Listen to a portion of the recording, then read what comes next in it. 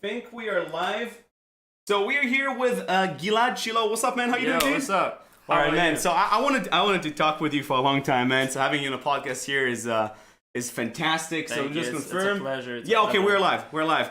Usually, like, you know, for other podcasts, like they usually have like a third member. There's like the tech person that just makes sure that we're live or not live. So we don't have that. So like I have to like look and stuff.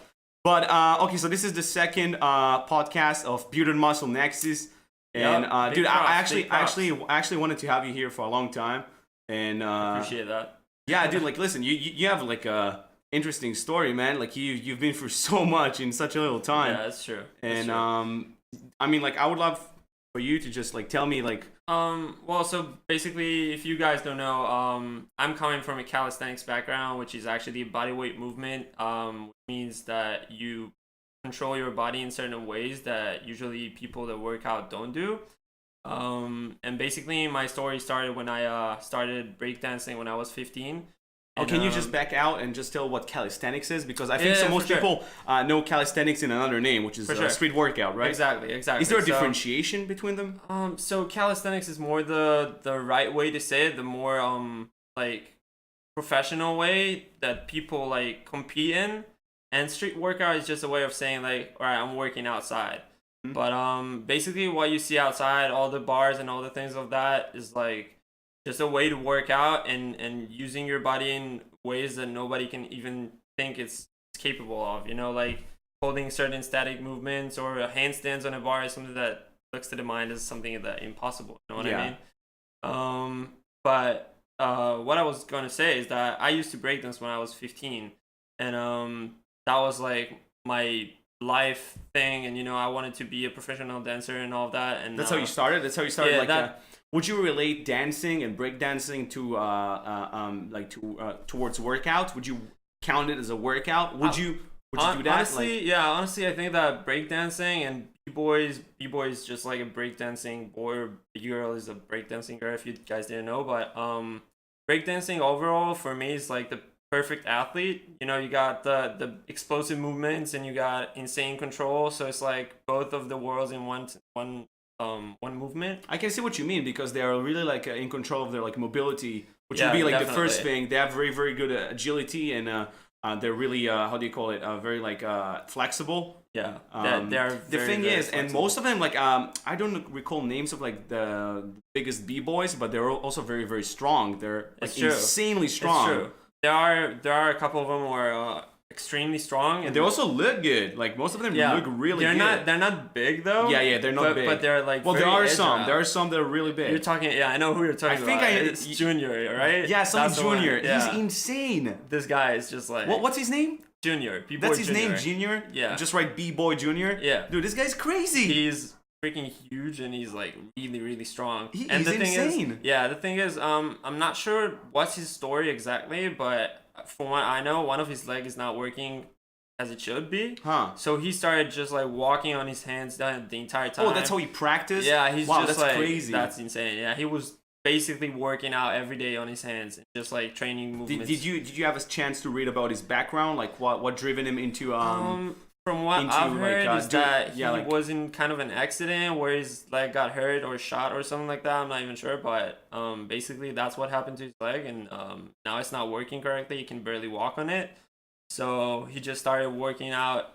Like, he was a b-boy before that, but when he started b-boying after, that's the entire thing that he would do. That's just crazy, dude. That's absolutely insane. Yeah, that's like that's motivation. You know what I'm talking about? Like, when you see something like that, he's taking what life has given to him and he's making something good out of it. I think it's the sacrifices. I think we talked about it with Leon last time that we had a podcast, and it's like those sacrifices that you make towards achieving a goal is basically your incentive as well. So like if you always get everything easy, you don't have that fuel running on, you know? That's true. It's like if I just gave you $1 million and you didn't work for them, you won't have the same value of earning $1 million. You will probably also just like give it away. Yeah, you're gonna spend it very fast because you don't have the mentality of retaining that much money. Because you haven't learned how to gain it in the first place. You would not know what to do with it. Exactly. So that's happening to other people that won the lottery, for example. They're losing the money very fast, and you'll see them get very sad because like they just couldn't sustain that life of being very, very wealthy because they never actually earned that much money. they don't have that mindset, and the mindset is really important. So like going back, like what motivated you? Who just motivated you to like? Well, so when I was a teenager, I was a fat kid. So it always bothered me. I used to get bullied a lot back in school, and I always felt like I'm not good with the way I look like. So I actually started breakdancing just because I felt like connected to it in some kind of way. I used to watch Step Up. I think that's the name of the movie. Yeah. Wait, how many step-ups are there? There's I like think there are 25, man. It's like Need for Speed, man. There's like, way too there are many. like 6 or 7, I think. I don't know. But It's crazy. I actually like those movies. they're fun to watch. Yeah, they're I mean, really awesome. But I mean, yeah, that's what motivated me to start. I just wanted to lose weight. And you know what? After I started losing weight and I started figuring out that I actually have some kind of potential, just like giving everything I got into it. But well, what was the point that you felt like, oh, okay, I got potential. Like I feel like I got something here that works for me, and I see that it's developing and it's going somewhere. Like, do you have like a certain point in time that you said like, oh yeah, that's the time? I think you definitely have one, because like when you start breakdancing and you feel like you're like everyone is above you, everyone is better, but at some point like everything breaks up for you and you just like you feel like you can do anything. You know what I mean? You start controlling the music, you start controlling the movement, and everything is so flowish. It's just, like there's this constant flow. Yeah. And like there was like a certain like event in your life that you can say there was like a pedestal or like a special reason that you started to work out like in that field. We're saying that's a workout. I think it's a workout like any other workout. Breakdancing is definitely a workout. It's especially if you're a second ago you mentioned in your eyes that is like the prime athlete. Yeah. I would love conversing about it. We can definitely raise that subject, and I'll raise other other points. But I would say that they're definitely athletic, 100%. And in that case, I'm just curious, like, what was that, like, the biggest point that caused you or made you feel like I need to dance to prove something maybe to myself or to my surrounding? So as I said, I started from just wanting to lose weight, and at some point it just became like an instinct. You know what I mean? Like I would wake up in the morning, and that's the first thing that I want to do. And at this moment, before that, I didn't have anything that like motivates me, anything that drives me in the morning. You know what? I would wake up in the morning and I would like take my time and take everything slowly. I didn't want to go to school, and like some point it was just like my entire life. I would wake up in the morning, work out for like 6 hours straight, come back to my house, eat something, go out, dance again. That was like my entire day, and it starts feeling like you have something to work for. You know what I mean? Like you got a goal that you want to get to. You have something to achieve. So you were saying it was you feeling uncomfortable with your body, but at first. I'm assuming usually it's either someone else mentioning that or like a certain event that reminds you. Definitely. Either that, yeah, or something in yourself like that just breaks. So I'm just curious because we talked about last time. We talked about a snapping point. That's how I define it. It's like a moment in your life that is very, very crucial for you to realize something about yourself, and then you just snap out of it and you just continue forward with a new mindset. So yeah, so I think it's a little bit of both, but I would say that it's more that back in school and in my teenager times that I got bullied a lot and I felt like I'm not related. I'm not one of the other students. So I really wanted to change that, but I think it was just like something also inside of me that wanted to break out and wanted to like change myself. So it's kind of both worlds at the same time. But you know what? That feeling that you got something that you want to do and you have a reason to wake up in the morning is something that motivates you a lot, and it's something that like gives you a reason to be more active, to have a happy way of life, to just like stay motivated and stay active the entire time. You know what I mean? You found your why, man. You find the reason to like, definitely. I feel like everybody. I think the reason people are not able to wake up in the morning or having a hard time to wake up in the morning is because their why is not strong enough. And in that sense, it's like imagine like if I tell you that in the morning you have to wake up for a competition, all right? You're gonna wake up like, right? You're gonna be like standing up. You're gonna salute and you're gonna go out and do it in 2 seconds, right? But if I'll tell you have to wake up because I don't know at 11. It's a flexible schedule and you don't really have anything scheduled. Of course, it's gonna be hard for you to wake up because you don't have any reason to really wake up. That's true. So like you had like something that you like a tool that you sharpened yourself, and you basically told yourself, all right, so like this is my tool. I wanna be the best breakdancer of all time. I wanna prove something, maybe not only for myself but for my surrounding, or maybe sometimes just for yourself. But Okay, so you're 15 years old. Yeah. And so back at the time, I was still fat. And, how much did you weigh? So I was in centimeters. I was 100. Yeah, Europeans, guys, Europeans. Yeah. Just saying, it's like, what? This is not feet. Damn it, I need to open up Google, man, and like figure out what's happening here. Yeah, I'm sorry. Hold on. I don't know it, but I mean, that's like my entire audience, bro. It's like people like, hold on, that was in centimeters. What about feet? Go and Google that, please. I don't know how to say it in feet. Oh my god! All right, centimeters and kilos, man. Yeah, so in centimeters, I was like approximately 158, I think. 150. Damn. Yeah. Damn. And I'm talking about 15 years old. And Damn. I weighted around 97 kilograms back at the time. Wait, hold on. Whoa. I can't rewind that again. So 158. So you're like 5 centimeters shorter than me. Yeah. In theory, I'm not that high. Okay. Relax. Jesus. All the jokes about me being short. Dude, but no, hold on. 97 kilograms. 97 kilograms. That's absolutely massive. Yeah. For that height. It's massive. I was quite round. Like, guys, I'm bulky. I'm mega bulky, and even when I absolutely am bulky, like I want to say, like when I like eat like 10,000 calories a day, I get to 80 kilos, and I'm 5 centimeters above him, and he was 15 years old. Yeah. So yeah, that's massive. I was quite chubby, definitely. Yeah. Back at the time, I was quite round, quite chubby. I had this red cheeks on all the time. Would you say that at that time you didn't really have a mission in life before making that transformation, of course? But like, I'm pretty sure. What driven you back then? You know, can you recall that? We're talking about 15 years old. Yeah, right? I don't recall a lot from my time as well, man. I'm just I mean, I think it started from just me being fat and I didn't like it because I got bullied a lot. But at some point, it just became like, all right, I like what I do. I have a reason to wake up in the morning. I like working out. I like the fact that I'm developing each and every day and I see it. And it's just like, you know what, it became something that I'm just like driven about. I just want to wake up and do things. Yeah. I wouldn't want to go to sleep. I would literally wake up in the middle of the night at like 3 a.m., move my bed around and just like start doing handstands on the wall because I didn't do it back at the time. It's funny, man, because before I made my transformation, I had the same incentive towards something else. I would wake up. I kid you not, I think I slept like for 2 or 3 hours, but the reason I would wake up in the morning would be for the Fallcraft. I'll wake up, literally, I would go to sleep at like 4 a.m., 6 or 7 a.m. in the morning. I would wake up after 2 or 3 hours of sleep, like absolute like trash mode, right? Like absolutely like not caring absolutely for my body, man. And I just recall like waking up in the morning and starting like my quest, my daily quest, right before school. So I'll make time enough for school, so I'll go to school, then come back and rush and go back and do the same thing.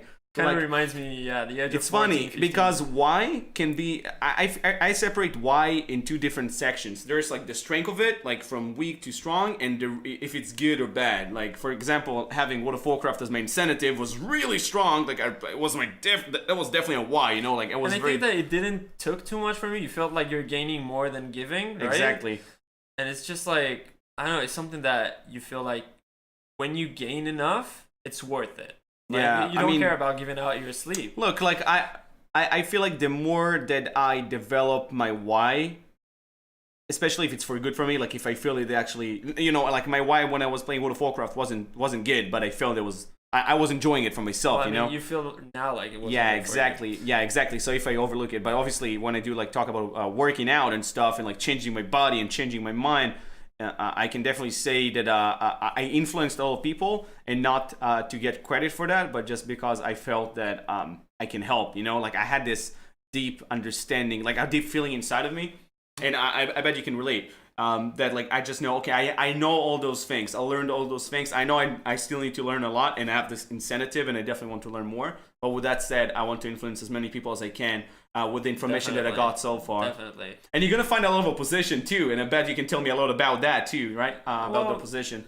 Yeah, I mean, like, you know what? So, like, nowadays when I look at myself, since I know I have a lot of knowledge and I have a lot of like things that I've been through, so I'm just looking to inspire people and just like teach people as much as possible. But back at the time, I was just like looking for people to learn from and have motivations and just like something that would drive me, because I used to be addicted to computers as well. That was my entire life. That's the only thing I know.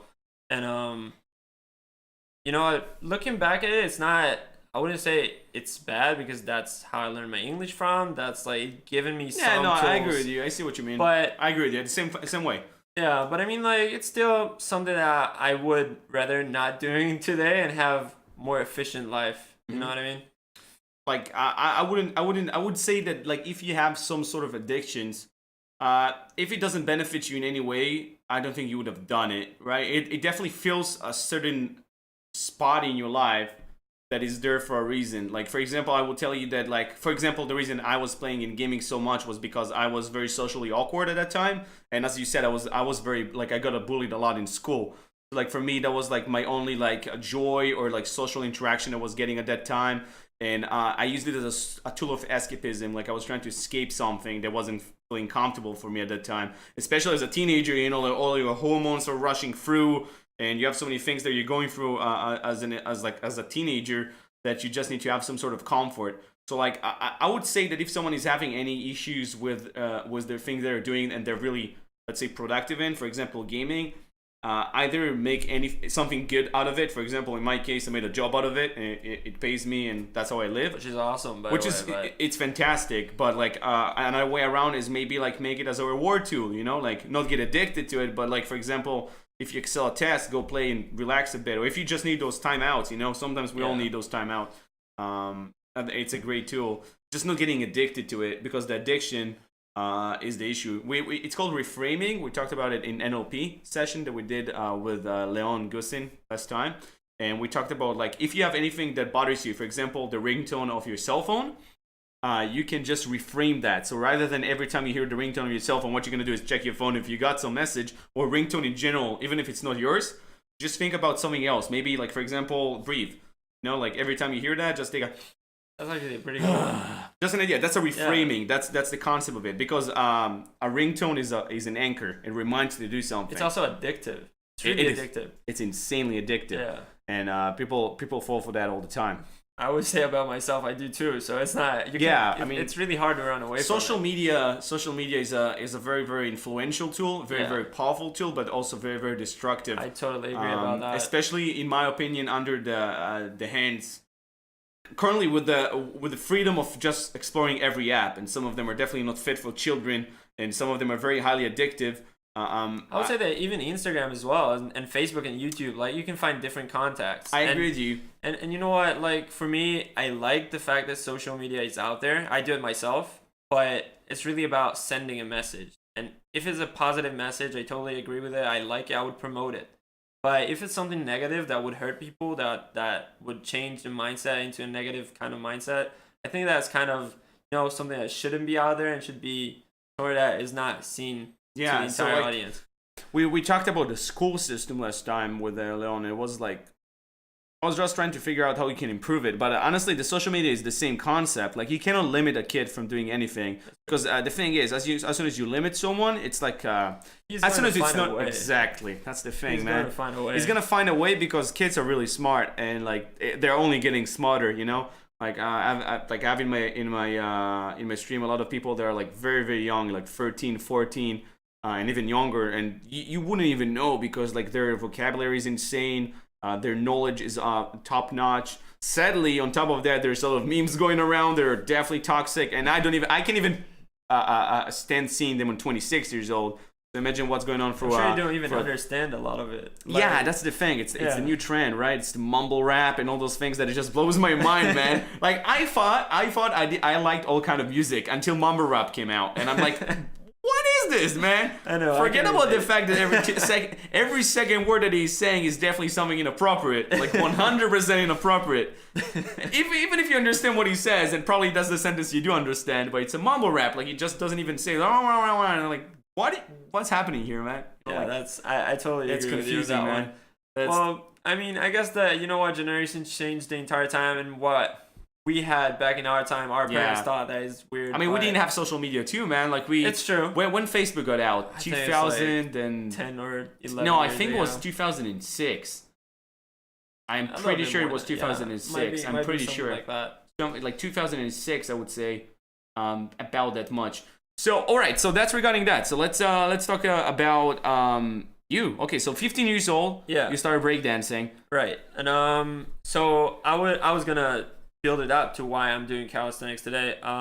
So what happened was I wanted to be competitive, and For the competitive breakdancer? yeah.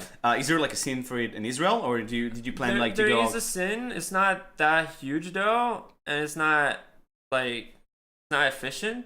Like you can't really live out of it. But there's a big scene around the world, like Korea and the States. Brazil is like insane. There's a big scene in Korea. Really interesting. Yeah, Korea. You've been there, right? Right. Oh yeah, dude. Yeah, okay, you have to talk about that. You have to talk about that. We'll get there. We'll get there. So basically until 17 and a half, I used to breakdance, and I would breakdance each and every day. I would just like find an open space and just put my stuff around there and start breakdancing. And what happened, at some point one day, I just took a shower and fell down on the floor, and I couldn't move. And I don't know what happened exactly. Apparently I had some kind of muscle disease, which affected my muscles, and I started like shrinking. Did you know which one it was? Did you go and diagnose it? So one of the doctors told me that I have something which is called high production of CPK. Oh yeah, CPK, but that's okay. CPK is basically it happens in all people, especially people that work out, but it reached such a high level. Yeah, so he told me that like even athletes, they get to like max of 1,000. So I got to 3,000 before. I got to 3,000. That's pretty high. So 3,000 it was when I literally went to the doctor because of that. And it was because I was shredding. Remember the time that I reached like 5% body fat at that time? Because I was so extreme with it. Yeah, because your body got into shock, right? Yeah, it was absolute shock. Yeah. Yeah, so I'm not sure what happened exactly because I didn't work out that much. Like I didn't. I how was your nutrition? How was your nutrition? I had whatever I want. Whatever you wanted. Yeah, that's pretty much what dancers do. That is an issue, man.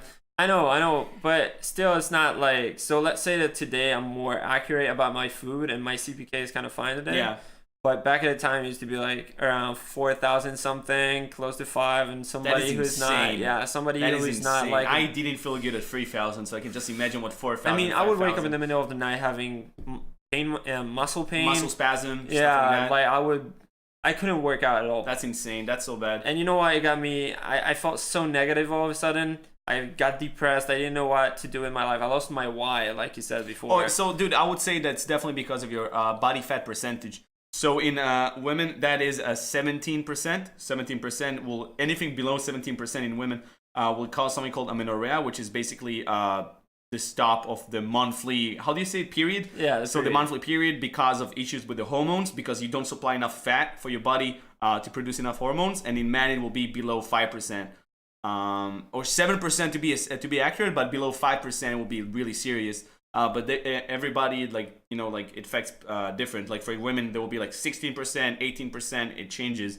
But honestly, I think what happened is because you didn't have enough fat at that moment, because you are, and we're gonna speak about body types. I would say that your body is between ectomorph to mesomorph. I think it's something around that. Oh, of course, there's no like strict mesomorph, endomorph, and so ectomorph is very, very prone to lose a lot of fat, and it will be essentially harder for him to gain fat and muscle. That like the absolute ectomorph will have a lot of hard time with it. He's not an absolute ectomorph. I'm just defining it right now. I'm not. Mesomorph will be like an even point, which will be like the natural, which will be the person that will easily gain fat or easily gain lose fat, and will also very easily gain muscle. And endomorph. Oh my god, I can't even speak. Endomorph. Yeah. will be someone that will gain fat very easily. It will be very easy for him to gain muscle, but it will be very hard for him to lose. Back at 14, that's why I thought I'm an endomorph because I kept gaining weight. So I'll speak about it because I was at that point too. Just remember that at that point you ate like trash, and that doesn't matter if you're an ectomorph or not. It's true. At that point. And also it has a lot to do with how you felt about yourself, because people that are being depressed are much more easily gaining fat, because their GH level is dropping down, their cortisol is going up, their stress level is going up. Like back at a time when I thought, all right, I'll never have a six pack, I didn't even get close to it. No, I know, me too, man. And like when that was my goal and I was like, I'm going to reach it, all of a sudden like I started seeing the change. You know, I would wake up and I would look at myself in front of the mirror and I'd be like, that me? Yeah, you wouldn't recognize yourself. Yeah, that was amazing. Like how the mind affects your body is crazy. And I would say that also like you not recognizing yourself in a sense made you happier. because Definitely. you rediscovered yourself, and so essentially being happy with yourself has a massive influence about how you're gonna look, like literally physically. That's it. You're gonna change how you look physically just by you being happy or you being sad. There's a massive difference on top of the fact, obviously, how you sleep better, Definitely. and stuff like that. Definitely. So you were you continuing. So you said about back at the time I was devastated, and I was about to go to the army as well. So I didn't know what I'm going to do. I got into the army having this problem still, and what happened was I spent 3 years in the army, not knowing what I'm going to do. Just felt really bad with myself because I can't work out, which is something that I'm used to do every day, and that's something that motivates me. And at some point, I just said, you know what? I have a problem. I can't fix it. Who says I can't? So I just started doing whatever I can, which was like plank in a push-up position, just like hold it for a couple of seconds. that's crazy. Yeah, I would do it for like 2 or 3 months, and all of a sudden, I don't even know why, but I guess that made me happy in some kind of way.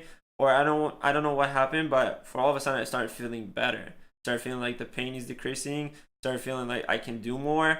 And a couple of months later, when I got released out of the army, I started going to a place which you know as well, which is called Mabuza, right? Yeah, Mabuza. And I started doing So tell them what Mabuza is, just so for them. Mabuza is pretty much a tricking, which is Taekwondo kicks and flips place, which you learn how to do acrobatics pretty much.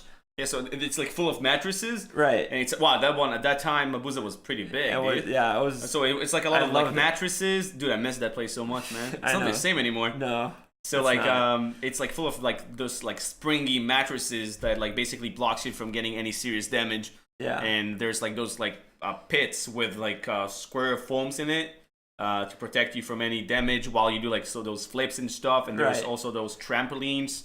What else was there? And there was like this arena in there too, right? Right, there was the arena, and there was also. I never actually saw anyone using it though. Like it was always there, and that's it. We've been on it a couple of times. Yeah, we've got on it. It's kind of bumpy. It looks fun. Hilarious, man. It's fun. It's so fun to be on it. But anyways, what I was gonna say is that when I used to breakdance, what always scared me is flipping over, because I was scared of being upside down, which is kind of weird because you do handstands and things like that, but like flying, something different. Yeah, that's definitely. I agree with you. The first time that I did a flip, the back flip or front flip, it feels totally different. Yeah, it does. So I remember myself coming to the owner, and it was like even before they actually opened the place, and I was like, listen, I've never done a flip before.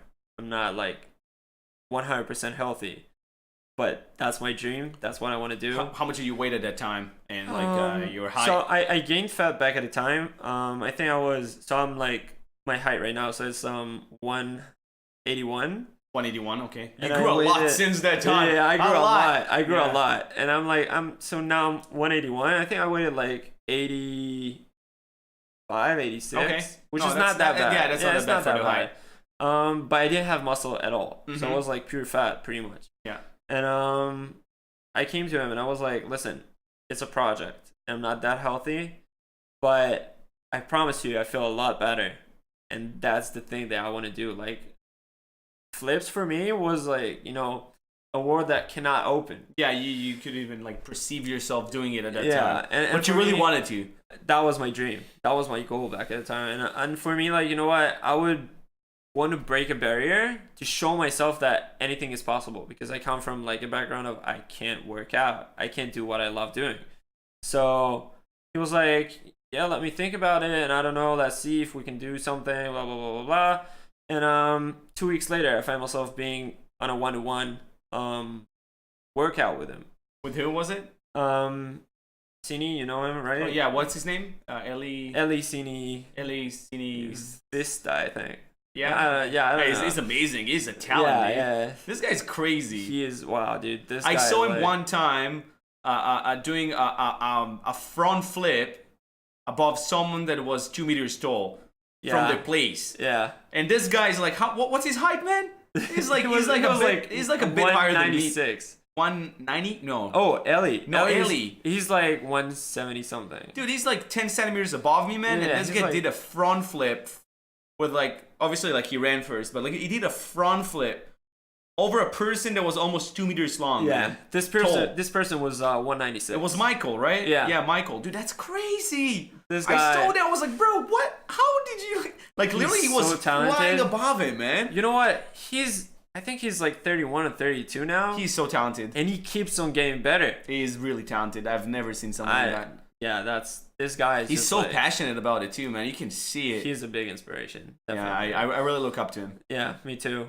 So he took me as a project, and it took me 1 whole year to do a front flip into a foam pit. I'm not even talking about like the mattress. Can you like describe what is both of those? Yeah, so basically a foam pit. You jump into it from. Oh yeah, foam pit is the pit that I talked about with the. Right. Okay. With the foam. Yeah, with the foam. With the foam. Yeah. But basically, there is a mattress before that actually gives you more height. Yeah. But even with that, I couldn't even do a front flip after 1 year.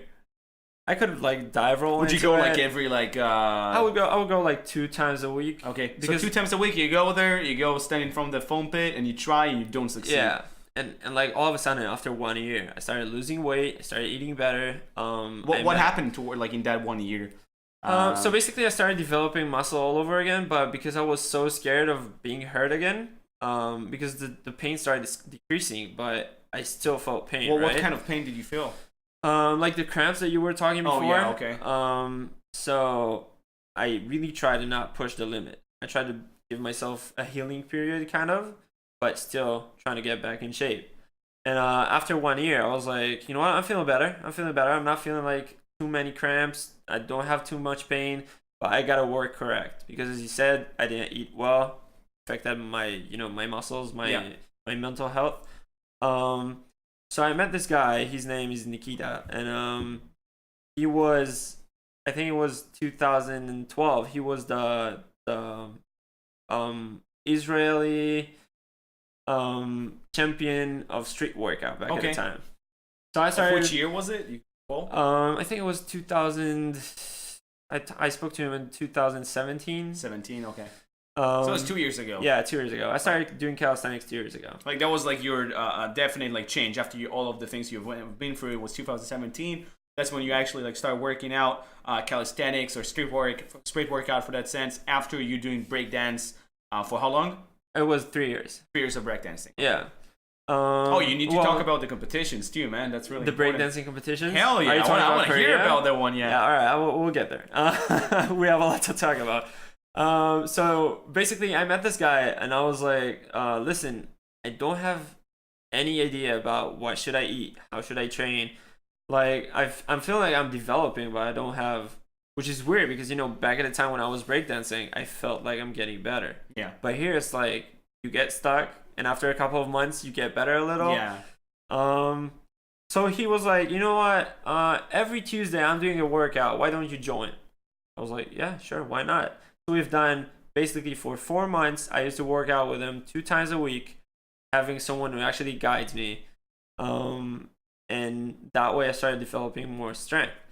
But what also happened is that Ellie, that we've been talking about before, I've had an entrance for the entire week. I bought an entrance, and we've scheduled times where the place was kind of empty and we would practice together. Yeah. So all of a sudden in 1 year, I learned how to do a backflip, a front flip, a side flip, twists, like everything. All of a sudden, all the how do you call it? All the free running. Free running is parkour, right? Wait, is there a difference between free running and parkour? So from what I know, I'm not a professional, but from what I know is that free running is how to get from a certain place into another spot the fastest way possible. And parkour is completely different. Parkour is like, I think it's getting from one spot to another in like the more stylish way. Yeah, I think. I'm not sure though, but I think. Yeah, I don't know either. That's why I'm like curious. I think that's what I've heard so about you say tricking. Yeah, tricking is the name. Okay, so like he taught you all the tricking methods. Yeah, so I've learned. Obviously, there's a lot, but like he gave you the basics. Yeah, definitely. Many kicks, many flips. And back at the time, I used to train street workout as a side thing. Would you say it's a good combination for someone that is doing tricking, doing street workout? Honestly, I think it's good for everyone because when you start working out and you don't have a certain kind of movement, a certain posture and like a pattern of movement. Exactly. Yeah. So you build up and you adapt your body into doing everything. You know what I mean? Like Yeah, I would agree with you. I see, like, for example, muscle up as a very, very useful movement, especially if you do it right. Like not do it one hand at a time or stuff like that. You'll see people that don't know how to do it, like they swing. And they have the strength. One, then they two. definitely have the strength. Yeah, so like I can definitely see that workout, like work in any other workout in the gym, like in general. But I would say the essential ones are bench press, squat, and deadlift. In my eyes, as someone that like the power lifts. But with that said, I can definitely understand why it wouldn't work for someone that does tricking. By the way, for me, like I do these exercises as well. But yeah, I so still it's feel the combination. Like, yeah, I still feel like the body, like for me, the body needs to be agile, mobile. Like you gotta have the ability to move in every certain way, any kind of way. So I would say deadlift, squat, and bench are very good, but I would still want to do more. I want to get my body used to any situation possible. And a good person for that would be GGsupps, which you know very well. He's a legend. Yeah, and the thing is, he started from doing flips and tricking. He used to be a tricker for like 6 or 7 years before that. I know his friend. I met him on Twitch, and his name is OK Tom, and he's like. That's the guy that is recording with, right? Dude, I love this guy. He's fantastic. I think I stumbled by him by one of the streams that they play, like I think Down Project or like Dauntless or something like that. We talked a bit, and then I somehow talked about GGsupps. He's like, "Oh yeah, dude, I'm his like best friend." I'm like, "What? No, you're not, man." Then he's like, he showed me his Instagram. I'm like, "Bro, what? What are the chances? I'm a big fan. I love this guy. He's fantastic. He's the absolute combination. He has like his own method called acrobatics. Yeah, I love this guy. I definitely love him. He's so smart. Forget about the fact that he has a very, very funny page on Instagram called GGsupps, guys. It's a JUJIMUFU. GGsupps, and he's hilarious. But on top of that, I think he's so talented and he's so passionate about what he's doing. And it's just wonderful to watch. You know what? It's so I love to see when people are like taking something and getting out of the box. They take it into a different path because this guy is huge. Yeah, he's massive. He's 100 kilos. I've seen him once, which is 220 pounds. Yeah, he's like, and he's ripped. You know, I've seen him once. Back at the time we used to be at Hooked, which is it's a competition and a meeting. It's like Hooked? Hooked. Okay, Hooked. That's a cool name. And for what? It's for street workout? No, that's for tricking actually. Oh, for tricking. Back at the time I used to be. So back in 2016 I was a tricker, and it's 2017 I started going more for the street workout side.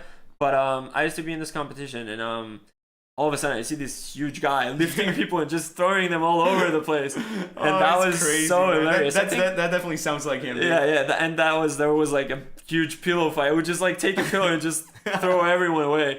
But this guy is like such a good motivation, and he has such a good vibes that I'm so addicted to watch, and I just love it. You know what? It's not even about like look how good I am. It's just like I'm trying to bring out a message.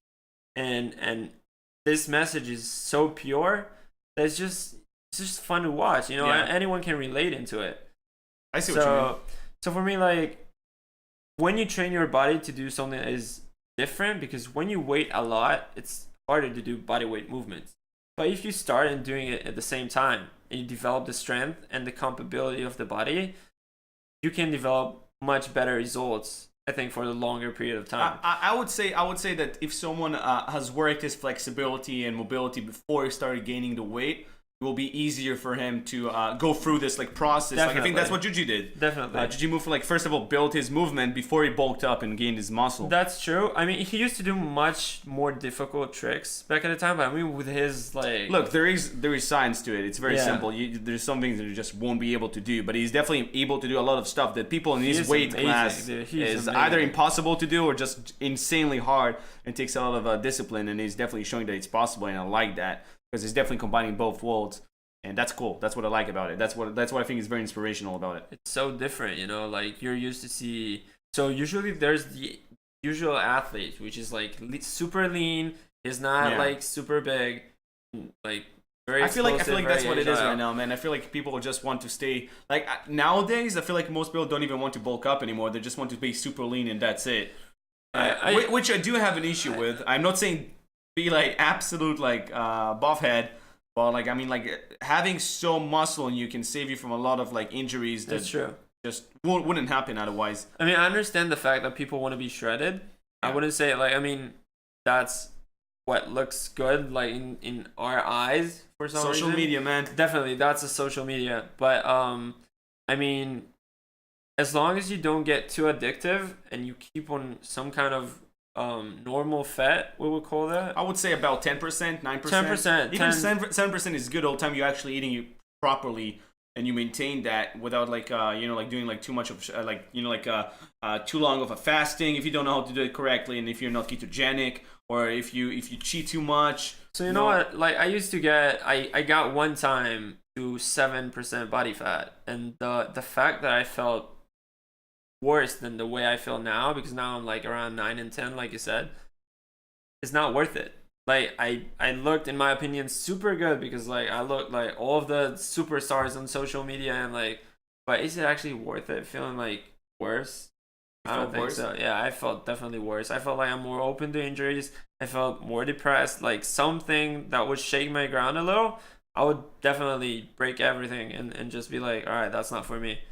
And that's not my attitude on a daily basis. Like nowadays, I see something, I capture it. I see what you mean. Okay, going back to your breakdancing time, you said you went outside for some competitions, right?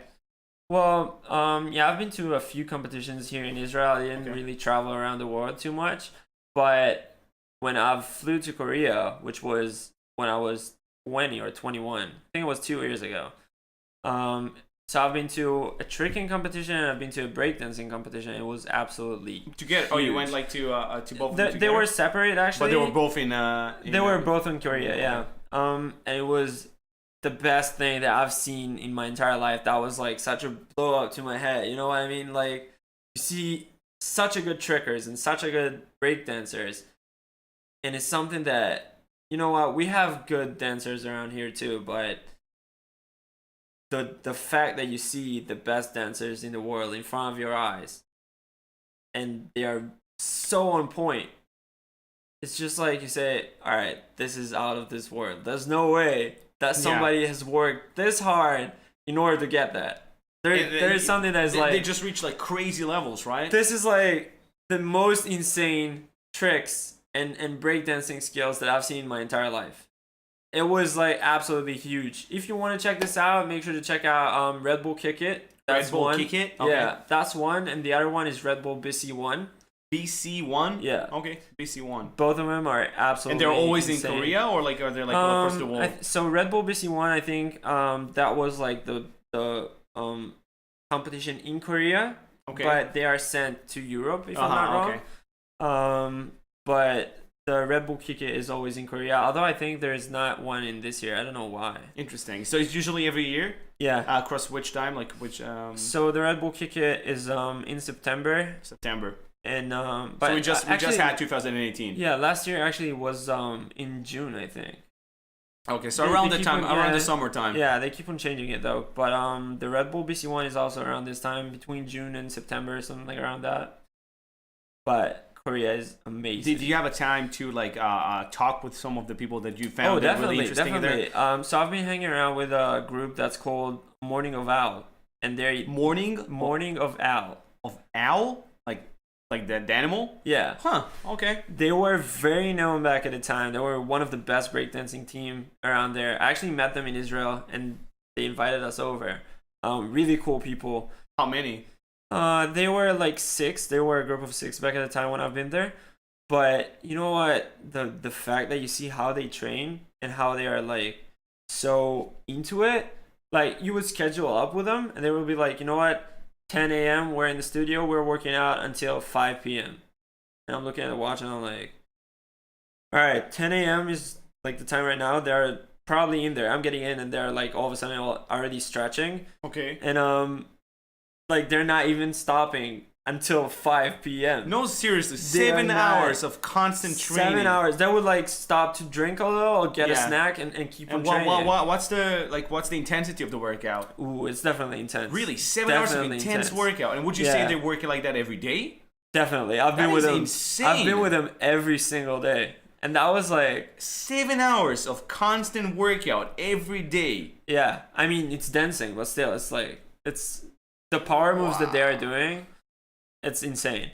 they're in such a huge level that I would say that every single thing that they do takes so much strength that I can't say it's not a workout. What I don't understand is, like, look, I've been working out for like a good 5-6 hours a day, like in my past, and I can definitely say that although it felt really good, it also caused a lot of like injuries.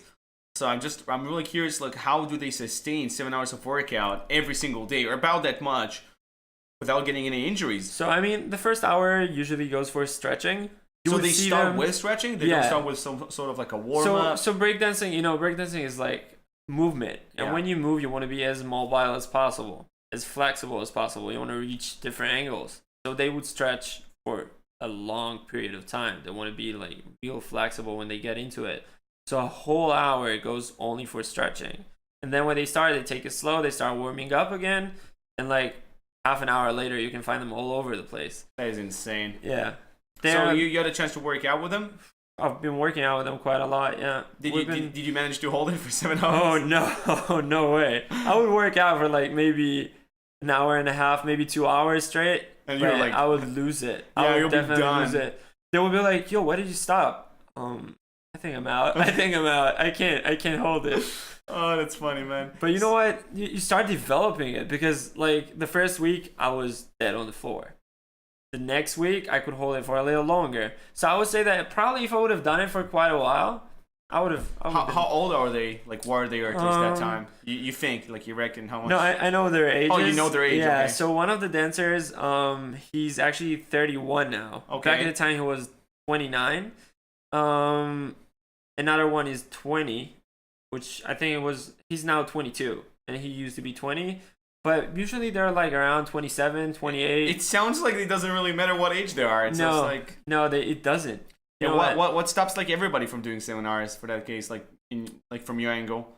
Like what do you think was the what do you think you lacked in that time, like in general, or like anyone else, to not reach their level? Like what makes them the top? You know what I mean? I think that is something that I'm starting to understand today more and more on my daily basis, which is consistency.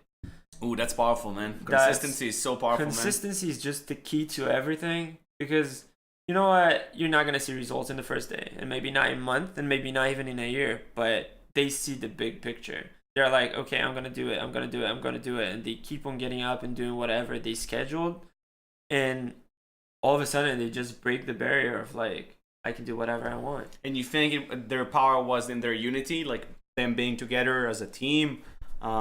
Or do you think it would be something that is more related to each of and every one of them individually? Like from you seeing them, that team. So one of them is a very close friend of mine. And before he has even been on this team, I've seen clips of him dancing on his own.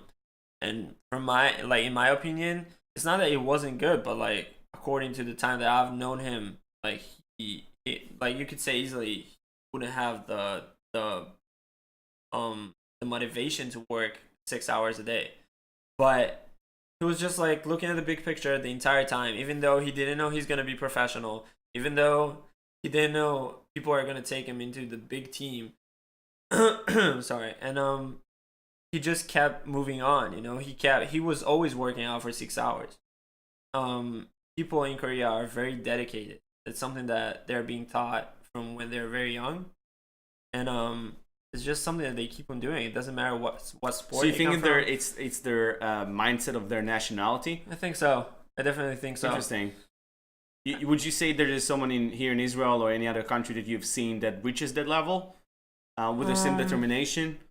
I think there are a few. I don't know if they work out in the same way. I would say they probably work out just for a very long period of time. Would you say it's really crucial to work out for that long though? In that case, like you from watching them for 7 hours or like for how long they've worked out, would you say it's something that would be like, oh wow, they really needed that 7 hours? Or do you think that I do think it opens up their mind. Definitely. In what sense? Because movement is something that is undetermined. Like you express your feelings, right? When you're tired, it's actually the time when you do new things. You figure out how your body moves when you don't have the strength to move. So you figure out new movements, you figure out new transitions of your body. Everything feels different. That's why athletes usually train weight when they don't have they're not like fresh, because you want to be able to compete also when you don't feel 100%, because you're never 100%. Yeah, you know, if before every competition, I've never felt like I'm ready, like I'm 100%. It never happens.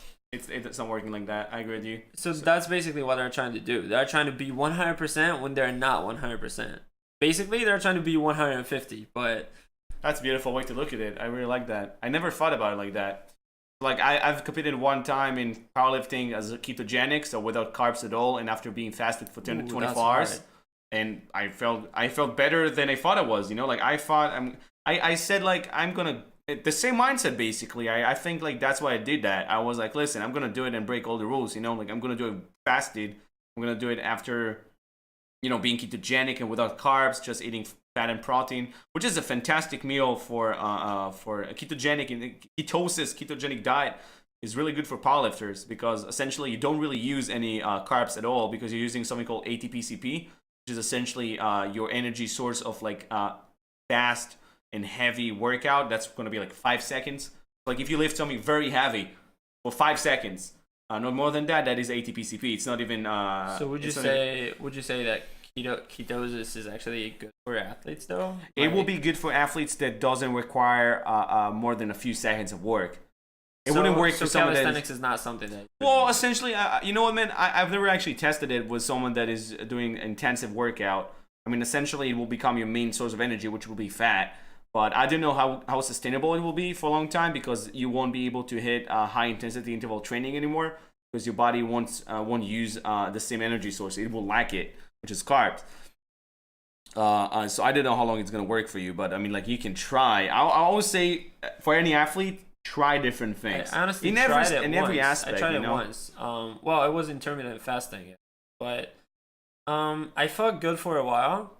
But I think I was more exposed to injuries for some kind of reason. Well, it makes sense. I mean, like, there is like having a completely like balanced diet is really important, and I feel like a lot of people that are trying to default to different diets are basically missing out on a lot of stuff, because they're saying, okay, if I won't take carbs, I won't take a lot of things that involve all the vitamins and minerals that my body requires.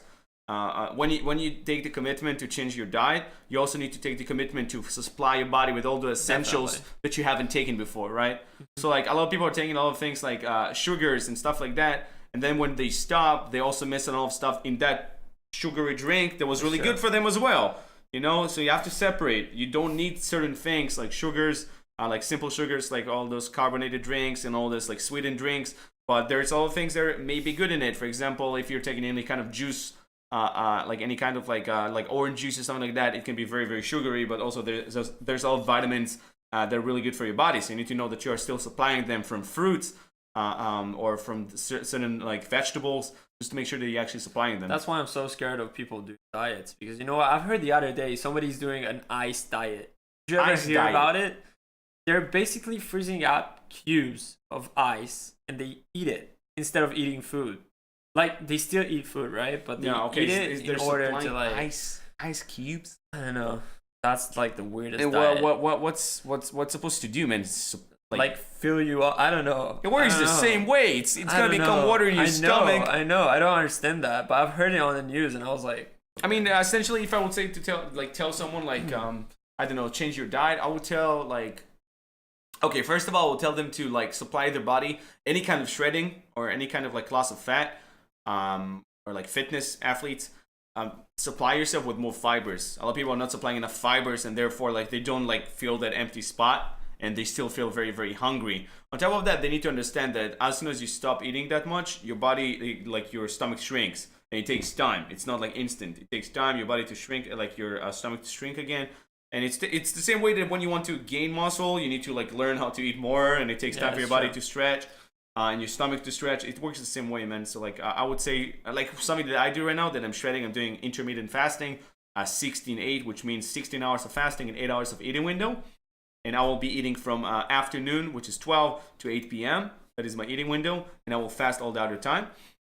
And something that I must supply myself, because I know I don't have enough time to eat everything, is I'm going to take my stream knows that. So I supply myself with a spinach and kale. Just stuff it inside a Ninja blender. Put some like syrup that is like a diet, like all those things without any sugars inside of them, like sucralose or stevia or stuff like that.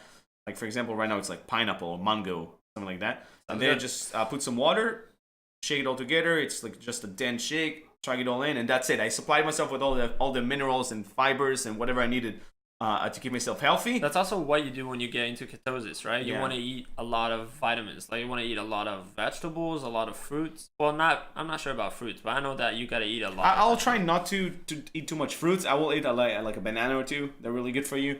A lot of potassium, and I'm pretty sure magnesium as well. But they're really good for you. But I'll try to add myself some. There's like a bottle and like of supplement called trace minerals, which is essentially all the minerals that your body do not get from water, because our water is already filtered, and it went through so much filtration. Even like the bottled water, even worse, because that was in the sun and all the plastic was infused inside the drink. But essentially, if you filter your water and then put some trace minerals inside, you get like a very, very natural water that can supply you with all the things that you need. I'm not backing out scientifically. I'm talking absolutely anecdotic. How do you say it? Anecdotic? Anecdotic? Anecdotically? Anecdotic. Anecdotic. Okay, you get what I mean. That was hard, man. But yeah, so like that's what I do, and it helps me a lot. And then you have omega-3, which is also good for you, fatty acids. And Yeah, I keep on eating salmon. It's really good, actually. yeah, dude, if you can allow yourself eating fish every day, that's top It's notch. just like, you man. know That's what? fantastic. Fish is one of my mandatories. I know it's something just that very expensive, dude. It's true. It's very expensive, man. I try to have like more vegetarian days and more like I separate my meat. I don't eat meat every day. I will eat meat like 2 or 3 times a Dude, week. I'm definitely with you. I'm not like a meatless Monday kind of dude. But Oh, I'm okay. like, but I'm eating like 2 times a week, maybe 3 times a week, just like vegetarian. Because you know what? Like for me, I feel I feel better. Yeah, I feel better yeah. when I do that. So there's a new place called Poke Bar, which is essentially just like it's like they just put a lot of like seaweed inside and kale and spinach and quinoa, and they have like guacamole inside, like avocado. Oh, that sounds good. And dude, they have like all this kind of seasoning and spicing, and it's like just a full like jar of like awesomeness, and you just eat it, man. And you feel great. And it's with salmon inside and everything, and just like that's what I eat once a week. And it's just fantastic, man. So I'm trying to separate like my meat to like 2 or 3 days a week. That's gonna be like probably like the end of the week or something like that.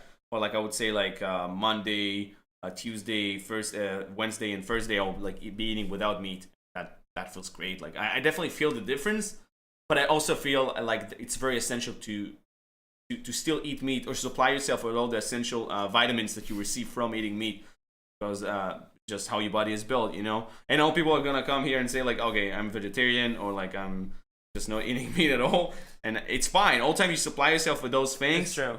You just gotta keep supplying your body with what Exactly. it needs.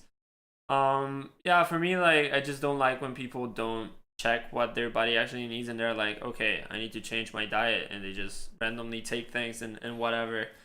There's But- a lot of like talks about like different diets nowadays, man, and it's a problem, man. It's kind of irresponsible to just go and try something without testing how it actually works. Like you gotta check what you need to do. But where? before. That's the thing, man. There's It's so much true. information. We reached the age there's too much information, man. There's not too little. There's It's too true. much information. It's man. true. It's kind of hard to find out what is correct, because many times there are also like so many opinions about the same thing. But I mean, you gotta stick to something, and our body works differently. Each and every one of us. So like for me, whatever works for me might not work for you, right? Because as you said, like it also like the part of ectomorph, mesomorph, and all that. Yeah. But more than that, something might be different in our body. And you know what? When people ask me how do you eat, I would say how I eat, but I will say it might not work for you. Like, why don't you test it? It's on important yourself? to emphasize that, man, because Yeah. there's a lot of misinformation nowadays, man. It's very confusing because people are very, very different, and body types are varied a lot, especially in between. People think there's also like they were saying like I'm an ectomorph, I'm an mesomorph, I'm an endomorph. There is no like pure of each of them. I mean, like I guess it's possible, but most of the times it's not. You're somewhere in between all of them, you know. So you definitely need to find out like who are you, and like what is like the best thing for you, you know, like choice wise. Definitely. And yeah, I mean, like it's really important to just find yourself in that sense. But like there was like there's ketogenic diet that I know of. There's like this diet that I heard of, which is just protein.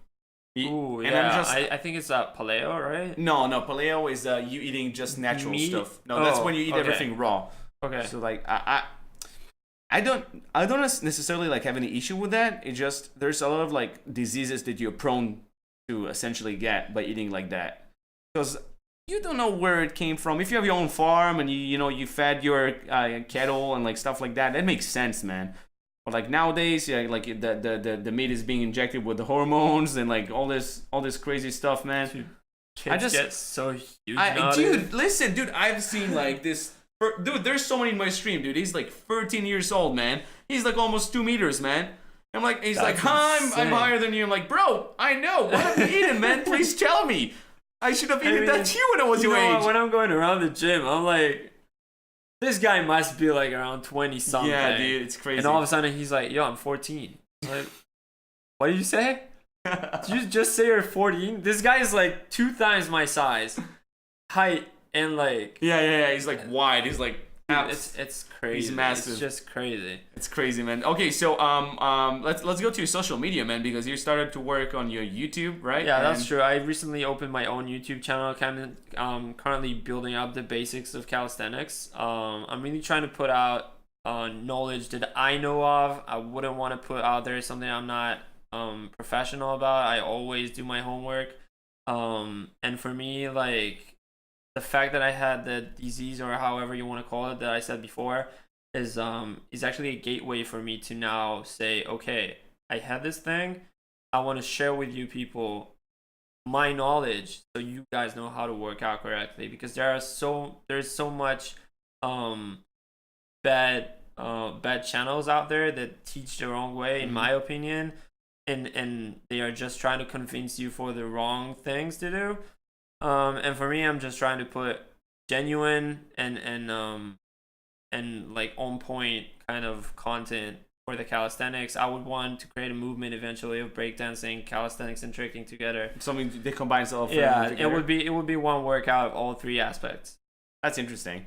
Regarding the CPK, which you said was really high, did the doctor tell you like how to fix it? What you need to change? What do you need to do? So honestly, I used to get pills, and I used to also get injection with like the lightning strikes. You know what I'm talking about? I see what you mean. The the electrocute your exactly, muscles. Exactly. Uh-huh.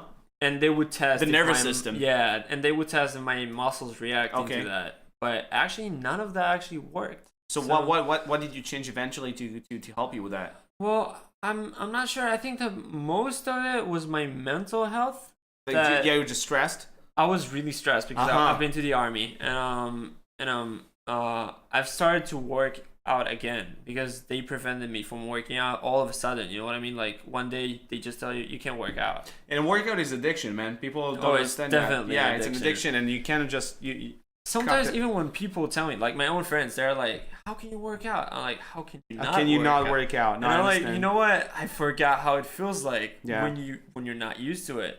Like, no, I understand you, man. I still like even on times that like even after I tore my hamstring, man, I just couldn't stop working out. I was like going to the gym limping to the side. You see something that you can do, you're like, I'm gonna do it. Yeah, it's just like you can't prevent yourself from doing it. I mean, it's one of the beneficial addictions, obviously, if you're doing it right. But like, yeah, I see what you mean. So regarding your social media, like you worked on your Instagram before that, right? And you did like some traveling. I have. So I've been traveling a lot in the States. I've been trying to, well, not trying to, but I've been like building up connections with different people. One of them is Thenix. If you guys don't know him, you should check him out. How do you look for him? THENX. Okay, and he's a YouTuber. He is a YouTuber. He has his own team.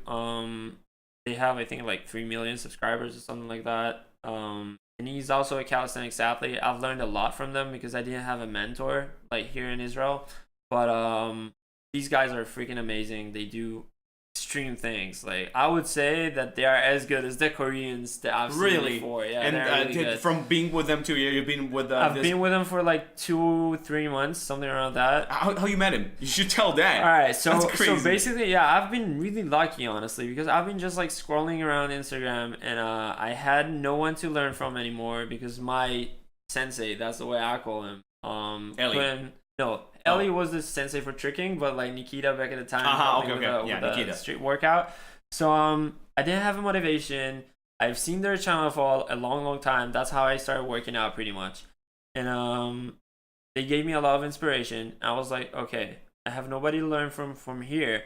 I've been working out by myself and I started developing injuries, and why shouldn't I try my luck? You know what I mean? I started sending out DMs to people and I didn't get a response for a very long time, or I got like some weird response that nobody could like relate to. And all of a sudden, I got a response one day. I've been sending emails, I've been sending messages on Instagram, I've been trying to find Facebooks, like that's stalker. What was your mindset? You just wanted to be there? You just wanted to be... You know what? I've seen them and I've seen how good they are and what they do. And I felt like, okay, that's the spot I want to be in. If I'm getting there, there's like a door that opens for my... And they have their own gym, right? Yeah, they have their own gym. Where it's located? It's in Miami. Miami? Yeah. And you know what? Their gym is like, what was funny is that nobody can actually get there. Like, they don't just get people in. It's not something that it's a private gym. Yeah, it's definitely a private gym. It's Fight like Club? A workplace. It's like a workplace. Nobody can get in there, and Fight Club confirmed. That's it, guys. I mean, like some people getting there. So yes, Fight Club confirmed. but Fight Club for straight workout. So I mean, so yeah, not everybody can get in. I mean, even people that live in Miami, they asked me how I got in there, and I didn't have the answer. I just all of a sudden one day got a message from one of them, which was like, just text me when you're here. I didn't know if it means yes. I didn't know if it means no. And you've been in Miami already at that time. I haven't been in Miami yet. Where have you been at that time? I've been here. Oh, you've been in Israel. Yeah, I've been in Israel, and like I was working on my visa for the States, and for me, like, it was such a huge thing. You know, I wanted to just get an answer. I didn't care what the answer was. I just wanted to, like, just to know what's up. Know that somebody's seeing my messages. And I get this message. I'm looking at my phone, and I'm like, tomorrow I'm scheduling a flight. So tomorrow you just day after this, you already scheduled a flight. So yeah, so I had the visa interview for a week later. I got the visa. I opened my phone, looked at the flights. Month later, I'm in Miami. Wow, that's crazy. Okay, and like... So what happened was that's the thing that really stressed me out. So I got like an unconventional message, right? Like he said, he didn't really say anything. He just said like, hey, when you're there, just talk to me. Give me a message, hit me up. Like, okay, who knows if it's a yes, who knows if it's a no? But I'm taking a chance. Like I'm taking a shot. I came to Miami. I didn't have where to sleep. I didn't know anything about it. It's the first time I'm flying by my own, by the way. I've never. So that's the first time you're out of Israel by yourself? Yeah. Never done it before. And I was so determined that I didn't care what's happening. But what actually happened is that for like 2 or 3 weeks when I've been there, nobody answers. I didn't know what's gonna happen. I didn't know where the gym is located. Yikes, man. I didn't know anything. At that time, did you like feel like wow? I felt lost. I felt lost. You wasted your time. Definitely. Probably. I was like, I've done such a big mistake. I've wasted up all my money. I have a ticket for 3 months, and I don't know like what's gonna happen. Yeah, you don't even know what to do there. Exactly. I don't know what's gonna happen. So what I've started doing is just like going to the beach and meeting up people and just trying to work out. And all of a sudden one day I get a message from one of the guys from the Calisthenics gym, and they're like, listen, today we're going to this and that place. That was like an open gym kind of thing. Do you want to join? I'm looking at the phone, and I had plans for the same day with really good friends of mine that I met in Miami, and I raised my phone. Hey guys, I'm not coming today. Not to the Calisthenics, to my friends. Yeah, to your friends. And like I just took a cab for like 2 hours drive. Oh my god. To Uber or taxi? Uber, yeah. I'm worried, man, because taxi. From what I know, man, taxi weather is insanely expensive. It's really expensive. Even Uber. I mean, the Uber still was expensive. Yeah, it was like expensive. 2 hours drive, man, with an Uber. Uber was making a buck, man. Yeah.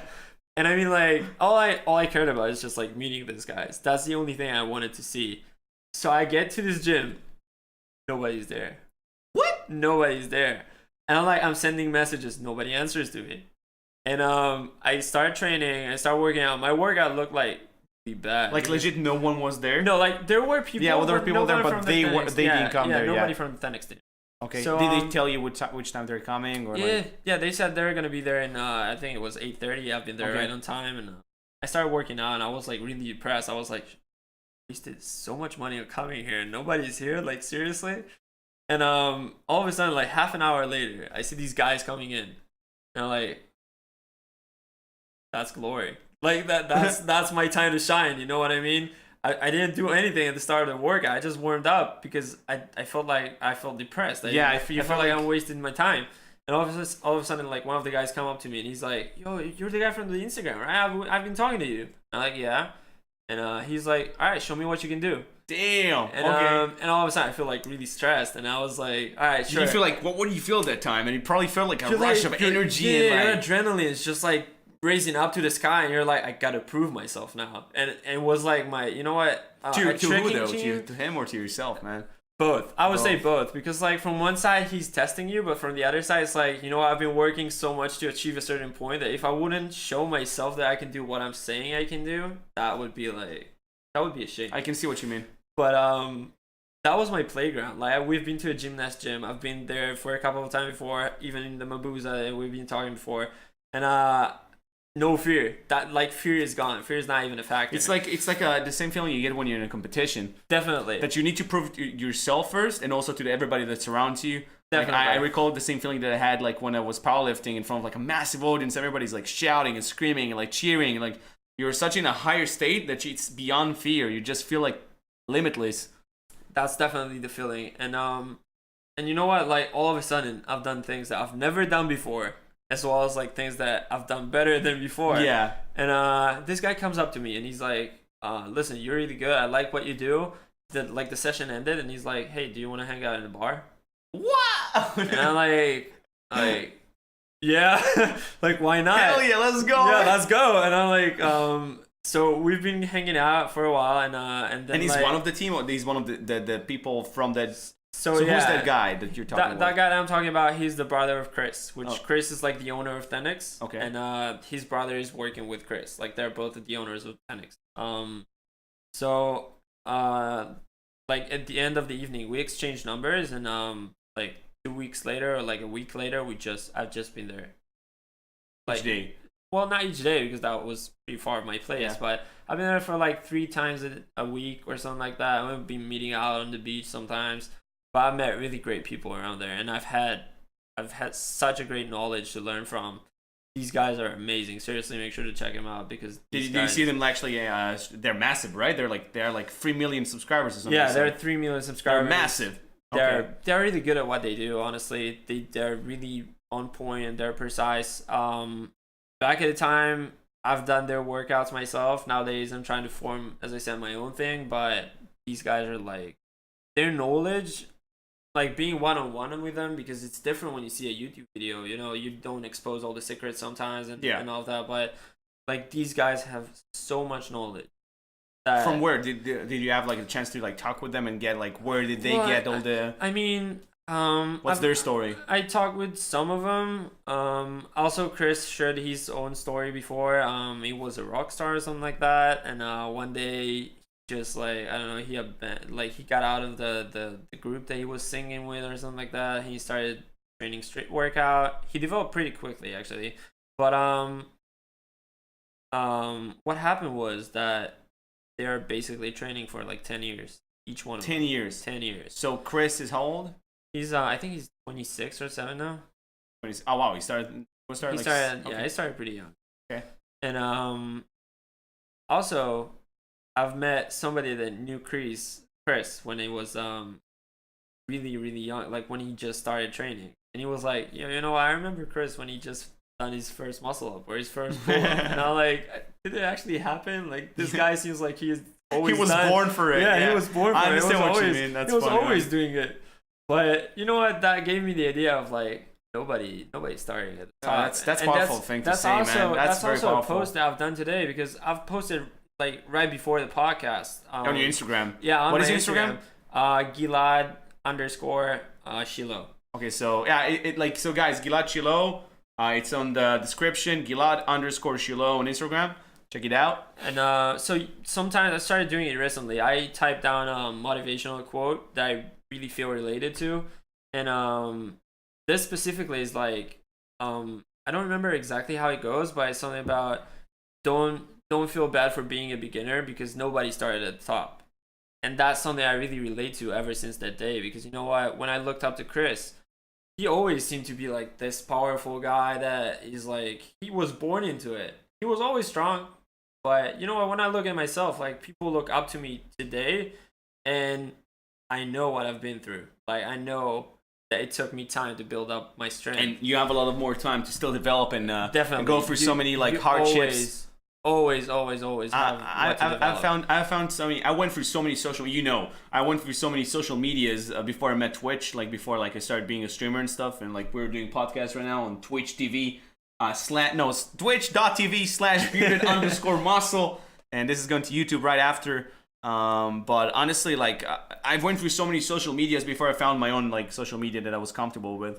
And like I always looked up to like other people that are very, very famous and stuff, and was like, dude, okay, he's there, and like I bet he was always there. He was always famous. And like the more that you do stuff like that, you realize the perspective of like the growth takes time. And Definitely. There's a lot of times like other people think it's like just like that. It's not. It's like a lot of like I would say there are definitely like more downs than ups in my opinion. Mm-hmm. But the ups feel so huge sometimes. I think like the ups are very like they're very big, and then there's drops, but you're always going up. You're always going up. It doesn't matter what happens. It's always up. It's true. I definitely agree on that one. And you know what? Most people, it's not that they can't succeed, because a lot of people say, all right, I want to do something. I want to be like this guy. But for me, even now that I just started my own YouTube channel, development takes time. And most people, they just quit. They start, they say, all right, this is taking too much time.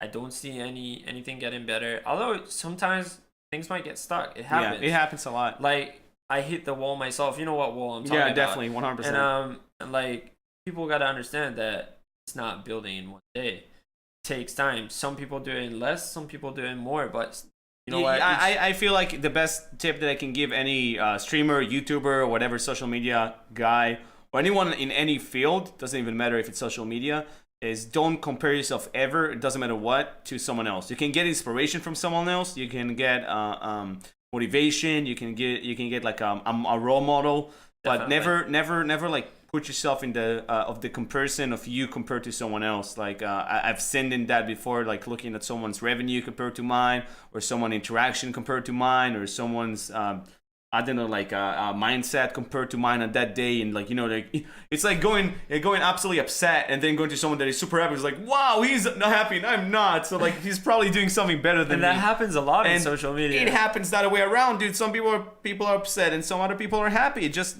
never look.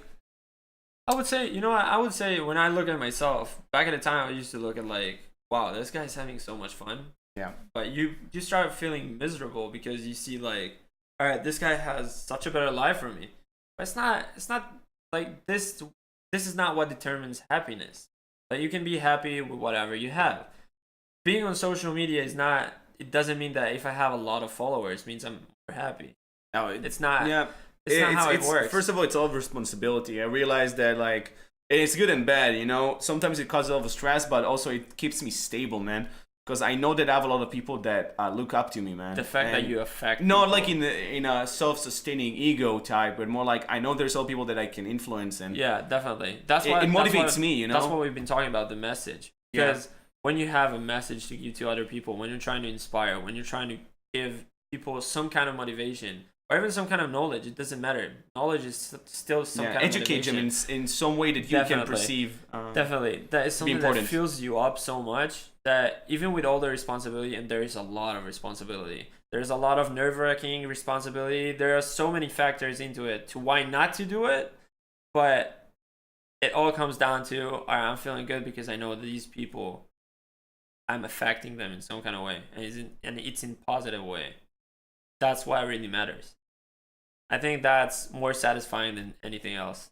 So what would you say, like Chris, like you had a chance to actually speak with him, right? Yeah. I'm assuming many times. And would you say like what's his drive? Like what caused him to do this change?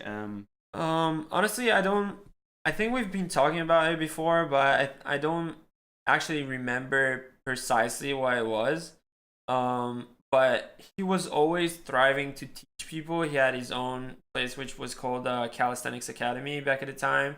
and he used to bring people. So I've been working on it for many years already. It's not we see a result of what, 10 years of work of like. Well, I think he started teaching like 7 or 8 years ago. Mm-hmm. And in social media. He's in the social media for around like 3 or 4 years. Oh wow, that's a long time. Yeah, and he had his own place. He was I don't know if he was like partner with anyone else, but he had his own place before. Then he was just teaching, and one day they just started doing videos for YouTube just for fun. Nobody, like, they didn't think anything is gonna get out of it, but they just realized that it's really fun and people actually get influenced by them. People want to see them. People like their content. So they said, all right, we teach people. Why don't do it global? Yeah. You know what I mean? And that's the way I see it. Like, I can go out to a gym. I can build my own gym. But why not affect as many people as possible? Because I got the knowledge. And for me, the more people I affect and I know that I'm bringing out good influence, I'm going to stay doing that. If I see that I'm doing bad work, I'm just going to stop and cut it off. Because and do you like review your own content and see like what bothers you? Definitely. I think it's something really important for any like social media person. It's something that most of us are really sinning in, is that we just produce content without reviewing ourselves and improving ourselves. Definitely. And you know what? Something I've been doing at the start, because for me, it's really hard to say about myself, but I've asked many of my good friends to watch my content and say, all right, is this good or bad? Do you feel, how does it make you feel? How do you look up to it? Like, what is your emotion when you see this kind of thing? Yeah.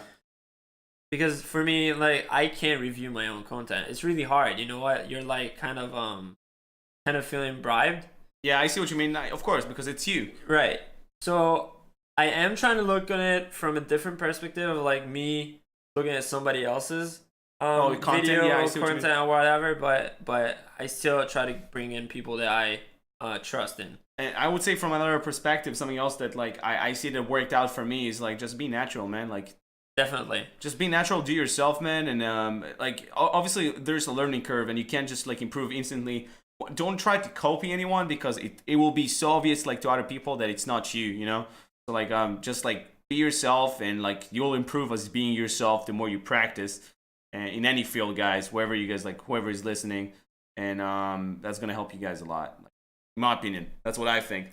But okay, so you went to a competition in Korea, right? Yeah. You competed in both of them? Oh no, I haven't competed. You just back watched at the time. both Yeah, of them. I wasn't ready for a competition back at the time. I was just getting back into shape. But so you went there for what reason? Just get idea, the mindset. Like... Definitely get into the mindset. Learn as much as possible. Being around people that are motivated and they have a lot of knowledge, and it drives you to try more. You know what I felt like I'm lacking back at the time is that I'm lacking motivation. I'm lacking the why, because I've had the why before, but. Well, it dispersed along the way. Like what kind of, that? Yeah, kind of, because I felt like that if I'm going to put more effort, that it's gonna get back again. Like I'm gonna get injured. Something is gonna happen. So your fear was getting injured again? Yeah, definitely. I felt like that if I'm going to push more, I'm going to. What was the injury? The CPK. The CPK. Yeah. Okay. So at some point I just broke the barrier. I was just like, all right, these guys are working out hard. I've had hard times. That's fine, but I should push myself, and who knows what it leads to. You know what I mean? And like, look at myself today. Like today, I can train for like two times a day for 6 times a week, and I'll be fine. Yeah. So what changed in your opinion? I think that I started from the mindset. Mindset is definitely something that changes your whole physicality, the way you feel, the way your body feels. I mean, there are many factors as well for like weather-wise and things like that. But you know what? Like, it all starts in the mind. Because if you think you can't, you're not gonna be able to do it. It all starts from saying I can. And if you say I can do something and it not happens in the same day, because you don't succeed in the same day, it doesn't mean you're not gonna succeed later on. It just means that in the same very day, you couldn't do it, and it's fine. You gotta look up to the next day and the next day and the next day, as it comes back to consistency. So for me, I didn't start working out from 6 times a week. I just started from working out like 2 times, 3 times, 4 times, maybe do even like a small session, but just about seeing the big picture, what you want to do. It's all about that. I see. And so you went there to it was Korea, and like Yeah. you watched those people, and that like basically changed your mindset? Would you say like after that a competition or those events, when you've been there and when you came back home, you felt like something changed? Ooh, something definitely changed. I got back much more motivated. I did try to do sessions of like 6 hours, like the Koreans. Oh, you actually tried to do it? How was Yeah. it? Oof, that didn't work out well. But you know what? The fact that you try to do things that is out of your comfort zone, it also drives you motivated, because you say like, all right, I have what to look out for. I'm not in 6 hours. I'll get there one day. I'll do it. Why Like, not? You saw it. You saw it's possible. Definitely. I see what you mean. And going back to Chris, to what was it in Miami, right? Yeah. So like you've been training with them for how long? You said like 3 times a week, but for how long? You said like. So at the start it was for 2 months, and then I've been there for 1 more month. So it's like 3 months total. That's a lot of time. And the 1 more month was actually on a daily basis. On daily basis. Yeah, I've been there every day, every morning. And you plan to go back there again? Ooh, yeah, definitely. I'm This year? planning this end of the year is gonna be a great. You should definitely do some time. videos there, like. You don't even know what's coming up. Yeah. You don't even know. So we need to So subscribe many to you on YouTube. collaborations, so many collaborations. What's your YouTube again? It's GMS space workout. So GMS, Like GMS. GMS, and then space, guys. Yeah, space on the keyboard. I'm so not talking about. GMS space workout, and you're gonna see like this symbol. So click on it. That's his page, and you are talking about what exactly over there? So we're currently going through the basics of calisthenics, but later on we're gonna get into more difficult exercises, such like the handstand, the front lever. I don't know if you guys know it, but you should look it up. Maybe even flips. I'm pretty sure I'll get into flips later on.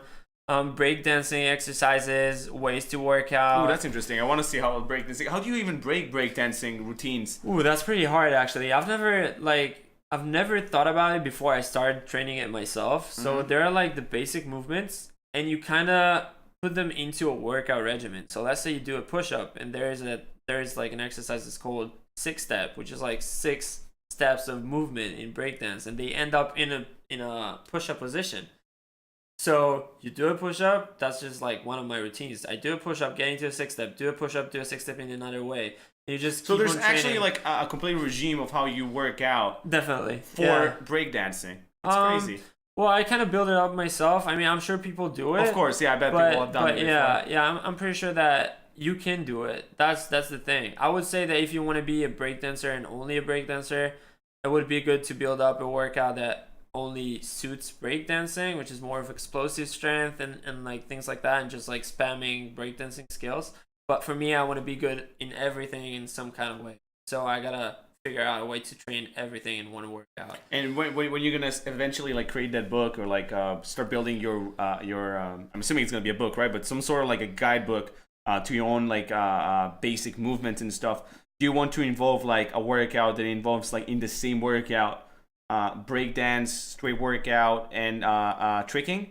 And so I'll definitely break it down to different aspects, because I would say that it doesn't suit everyone. I mean, not everybody would want to be part of the same movement, right? yeah, it's a very, very, very like, I would say I can see a lot of things that are really, really connective to all of them, but also you have to put all of them under the same roof, right? Definitely. Like for example, someone that wants to do it and go to the gym will need to have some sort of like, first of all, the freedom to do it comfortably, because I just imagine someone in the middle of the gym starting to do breakdance stuff, and I'm like, dude, are you okay? I mean, I still do it, but yeah, I know, Ben, but most people doesn't have your mindset. it's true. You know? It's true. So I mean, like for me, I would definitely break it down. I will have different regimens for working out, which means like there would be probably weighted calisthenics in like a different section. So each and every kind of workout, I wanna keep it out there. You know what I mean? But I do want to have my own routine regimen, which will include all of them. So like people can pick whatever they want to work on. I see what you mean. That's crazy, dude. So yeah, dude, that's crazy. So okay, this is what we're gonna do, man. First of all, thank you so much for the podcast. Thank you for having me. Gila Chilo, that was awesome, man. So I appreciate you, man. Thank you so We're gonna much. end the recording, guys, and we're gonna hit up the Q&A with the audience. So thank you so much, everybody on YouTube.